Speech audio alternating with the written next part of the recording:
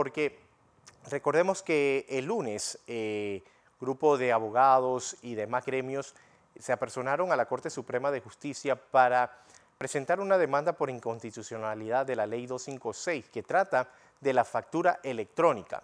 Ayer estuvo acá el director general de ingresos, Publio de Gracia, explicando los puntos a los que se referían estas personas y que van a hacer un diálogo, van a dialogar con estas personas para poder entender lo que ellos están solicitando y también entender lo que trata esta ley. Y para eso me acompaña Alan Barrios, él es ex magistrado del Tribunal Administrativo Tributario, está con nosotros. Y esta demanda, ¿a qué va? Si puede encender la cámara, señor Alan, para bájela un poquito, para conversar bien. Si baja un poquito la cámara, iniciamos la entrevista, señor Alan, porque ustedes presentan esta demanda de inconstitucionalidad. ¿Debido a qué? ¿Cuál es su posición? Buenos días, señor Alan Barrios. Muy buenos días, José Luis. Muchas gracias por la invitación a este noticiero. Bueno, la verdad es que la demanda de constitucionalidad que se presentó el día lunes guarda relación con dos artículos de esta ley.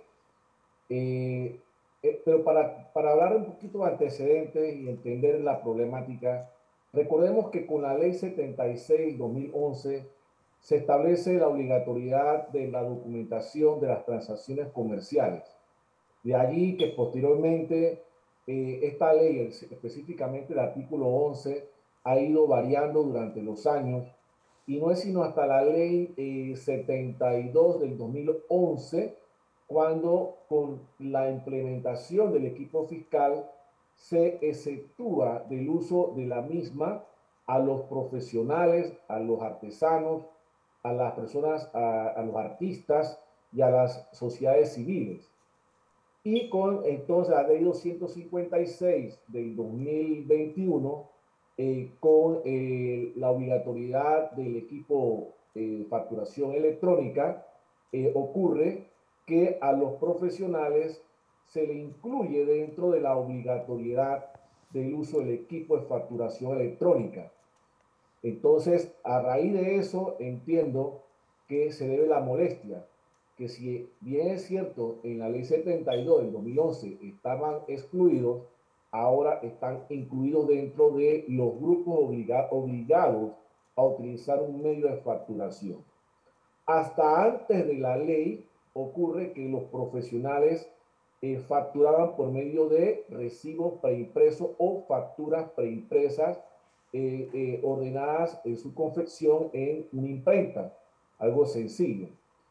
Pero con el mecanismo nuevo de facturación electrónica, evidentemente, los ingresos que un contribuyente, una persona natural, vaya a recibir, va a estar reflejado inmediatamente en la base del fisco, por decirlo así, y no habría manera de poder ser discrecional en la información de los ingresos a reportar. Creo que allí es el interés de la administración tributaria de que los profesionales, en este caso, se organicen o se formalicen, porque evidentemente que con la implementación de la factura electrónica, evidentemente va a demandar una mayor seriedad, una mayor formalidad en la contabilidad de cada persona, en la contabilidad de cada sociedad civil y de hecho entonces tener que reportar los ingresos de manera correcta y por su parte la administración dentro de la facultad fiscalizadora que ejerce es la de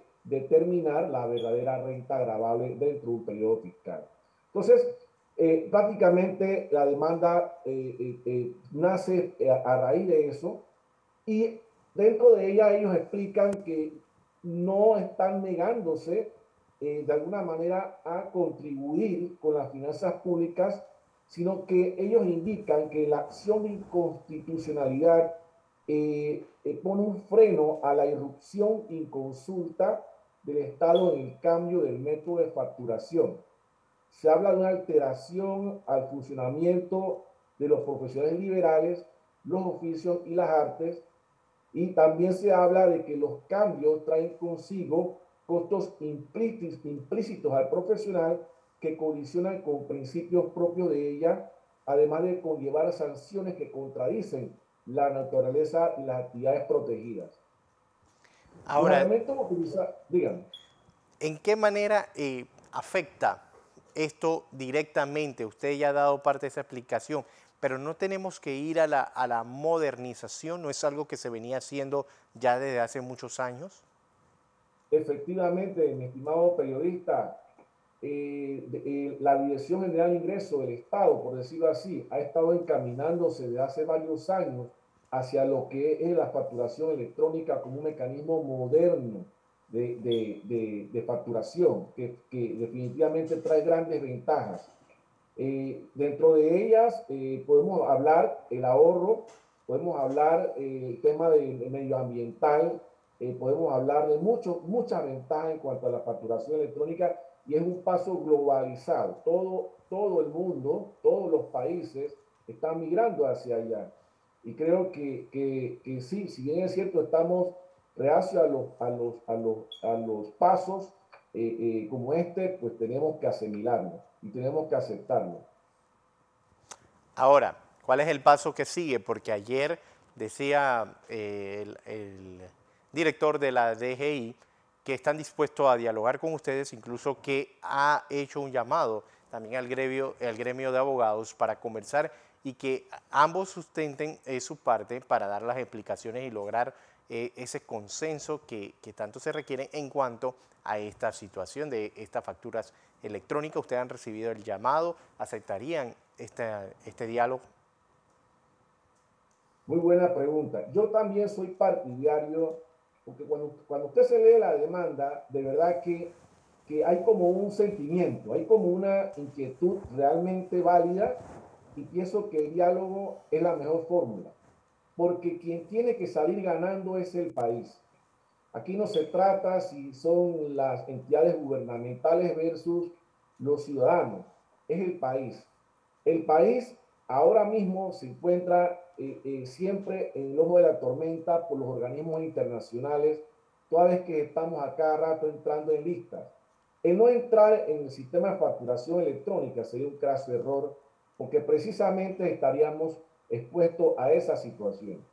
Las inquietudes de los abogados, por ejemplo, el hecho de que se encuentre en riesgo el tema de la protección de los datos, me parece, por ejemplo, una argumentación muy válida y creo que el Estado tiene que garantizar esa protección de los datos por efecto de la confidencialidad de la relación entre el cliente y el abogado. Eso es un dato muy válido y hasta el momento no hemos escuchado por parte del Estado una explicación de cómo se va a garantizar eso. Otro aspecto que también siento que debe llevar al diálogo es el hecho de que los abogados consideran que la discusión en la Asamblea Nacional no fue quizás lo más transparente en el sentido de que no se les llamó, no se les consultó y de allí el hecho de que hablan de que la norma es inconsulta. Ese es un aspecto también que puede ser subsanado a través del diálogo. Otro aspecto que ellos hablan es que, ¿por qué razón si antes estaban excluidos del uso del equipo fiscal, ahorrándose costos en la adquisición del mismo, ahora tienen que adquirirlo? Pues debo decirle también de que la administración tributaria ha incluido o ha ofrecido lo que es el sistema de facturación electrónica gratuita, lo cual de alguna manera compensa el hecho de que si antes estaba excluido y ahora no, pues el sistema de facturación electrónica gratuita viene a compensar esa situación, no obligándolo a incurrir en gastos.